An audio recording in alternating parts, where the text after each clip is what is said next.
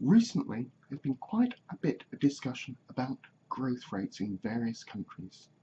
There have been two sets of figures discussed, and the conclusions drawn from those figures might not be entirely justified. So what's been going on, and what exactly is the root of the problem?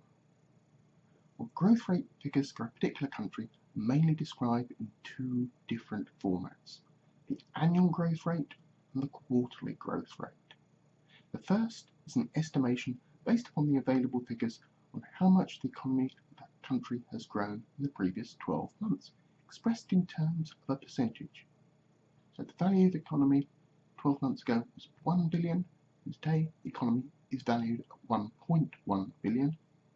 The economy has naturally grown by 10%.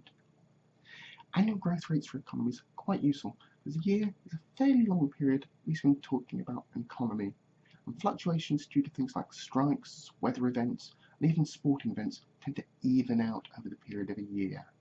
Additionally, any seasonal fluctuations, such as a country which has a large agricultural harvest at a particular time of year, will also generally be evened out in an annual growth rate figure. A good harvest or a bad harvest may alter one year's figures. And the problem is that many businesses and people really need to know what's happening to the economy right now. And the annual growth rates tend to mask recent changes to the economy. So additionally, there is the quarterly growth rate figure, which is also expressed as a percentage.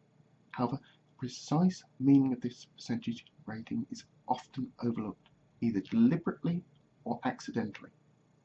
The first thing to say is that because the quarterly growth rate figure only relates to 3 months, it can be extremely erratic.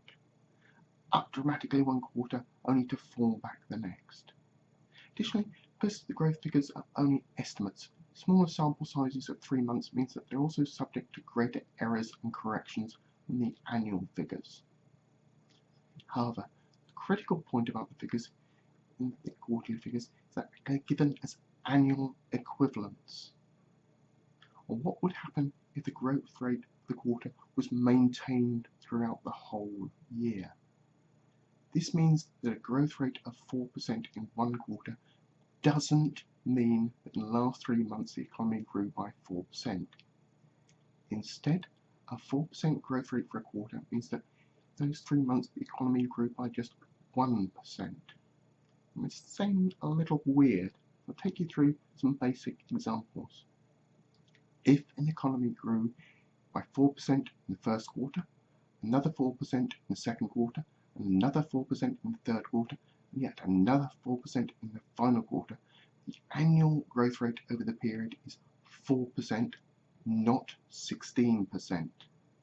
Another example, if an economy grew by 4% in one quarter and experienced no growth in the other 3 quarters, the annual growth rate over those 4 quarters would be 1%, not 4%. It does mean that when comparing growth rates, you have to be sure that you're talking about the same thing. Comparing a quarterly growth rate with an annual growth rate without explaining the differences can be highly misleading, so I hope you now realise.